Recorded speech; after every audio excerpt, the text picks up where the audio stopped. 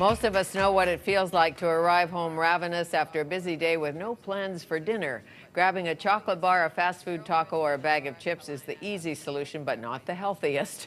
Cheryl Christian and Laura Kalina have some quick prep ideas to feed you better in 2010. Cheryl is a certified personal trainer, sports nutritionist. Laura is a registered dietitian. The two of them have come together with a low glycemic cookbook called Meals in Minutes. It is my pleasure to welcome Laura Kalina and Cheryl Christian to Studio 4 to tell us more. Well, thank you very much for having us. So, low glycemic means what? The glycemic index means what? Well, it's a rating scale that's used to see how fast a food, a carbohydrate food, raises your blood sugar. And some foods are higher glycemic on the scale and some are lower. So the whole key is when you eat high glycemic foods, you put your blood sugar up. In response to that, your body produces a hormone called insulin, and insulin's job is to lower blood sugar. But what happens when insulin is circulating a lot in the blood, it's a fat storage hormone. So the whole key is you want to actually avoid high glycemic foods, because what high glycemic foods is, they just trigger this response. So the key is to go low glycemic, eating whole grains, fruits and vegetables, lots of the foods we brought today, so that you're not spiking your blood sugars, and it's a much healthier way of maintaining healthy blood sugars and a healthy weight. Okay, are there trick foods that look low glycemic but aren't? They look healthy but aren't? Right. I think a lot of people are confused. They see products that are labeled healthy on the market, but a lot of them are super highly processed foods. So bread is one of those items that people are going, well, a whole wheat bread should be a better choice than, say, a white bread. It's a tiny step up, but when you're looking at the glycemic index, actually you're much better off with something like a swirly bread, something that has been unprocessed and it's never actually been made into a flour. So they've actually just, we have a okay, sample the Silver there. Hills Squirrely. Yeah, that's actually And it tastes like bread, it does. fabulous. Excellent taste, nutty flavor, and kids like it as well. That would be a much better choice. So one of the foods that we would recommend over, say, just some regular whole wheat bread. Okay, so how did you get interested in low glycemic and why? My journey started about 10 years ago. I started researching low glycemic. I had two sons, and one of them had a weight issue. And as a very concerned parent, I tried all the different types of diets on the market. We tried calorie counting and low fat, and he continued to gain weight, so I was really worried about him. Nothing was working, and I started researching online about low glycemic, and it's very popular in Australia. So I was able to get some information online, and I thought, what if our family took on a challenge, a 90-day challenge, and we were all going to adopt some new principles, clean out the garbage out of the house, and we're also going to start an exercise program.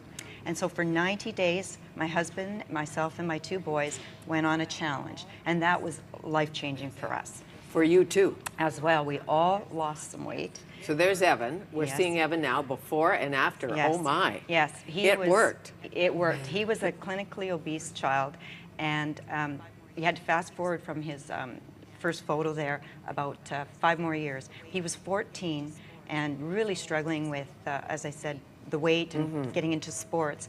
So we decided, well, what if we followed low glycemic? So we cleaned out everything in the house that was processed. Sure. And I thought, well, also the key was we're going to have to prepare foods quickly and easily, and I wanted to teach my kids as well, what are healthy foods? What are healthy carbohydrates? So it was really a learning experience for the whole family. And as you know, one of the reasons diets don't work is some of the food they want you to eat isn't all that good. And you feel deprived. And the things you love madly, you can't have, and you think, ooh. Yeah, exactly. And then you go off the diet and you gain it all weight. back. So I don't think diets work. No, I I'm think not- you have to change how you eat Yeah. and what you eat, but you still want to eat delicious. That's so how right. about you? What Yeah. interested you in low glycemic? Well, as a registered dietitian, I've seen it all, Fanny, just what you say, people gaining, losing, and I knew there was a better answer.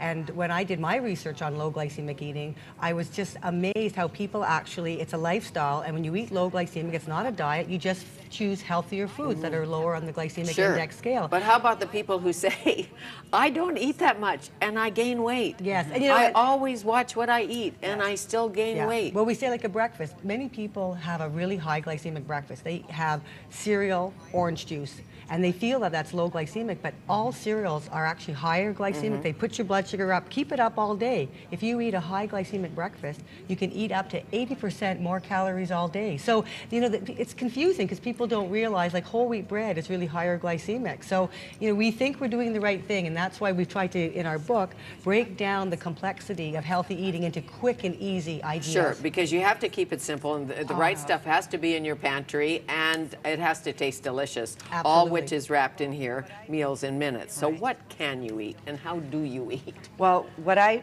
realized was most families don't have time to come home after work and throw together a meal. So my idea was, what if I only had to prepare meals twice a week? So Sunday night and Wednesday night, I dedicate 2 hours to preparing my fridge, pantry, freezer with good, wholesome foods that basically like a restaurant would prep in the morning. So when you go into a restaurant, they don't take a frozen chicken breast and start from there. They have things pre-assembled, pre-cooked. So I do the same thing, and I start with, say, like protein sources. So chicken breasts. I actually poach my chicken breasts. They don't look all that pretty. They don't look that good now, but you don't have to worry about it. It's going to get better. But we don't season anything. Everything is just cooked, so you might want to do legumes from a dried source some or garbanzo canned. beans. Fabulous choices. Lean ground beef, turkey. We really do encourage people to eat more legumes. So you can do some other kidney beans, etc. Sure. Okay, so you're going to get all those things cooking on the stove because they're going to take the longest to prepare. While they're cooking, I start chopping my vegetables. I put them into containers like this. Salad, maybe a big Greek salad, just a mixed tossed salad.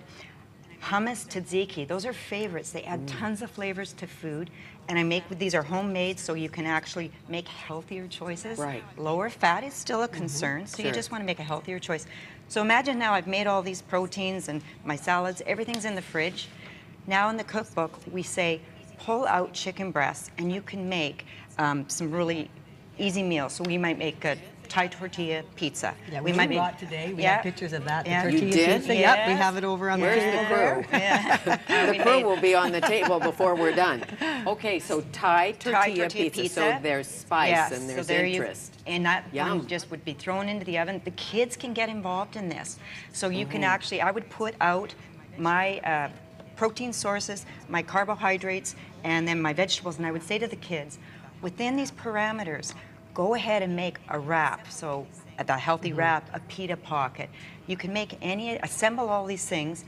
When you give them permission to make their own meal, they're more likely to take that to school and eat a healthy meal rather than mom packing it and it's going in the garbage can while they run across to the fast food convenience store. No, I get it. And it's not about deprivation, because you can have a tortilla pizza and you can have a spaghetti squash, or can you have spaghetti?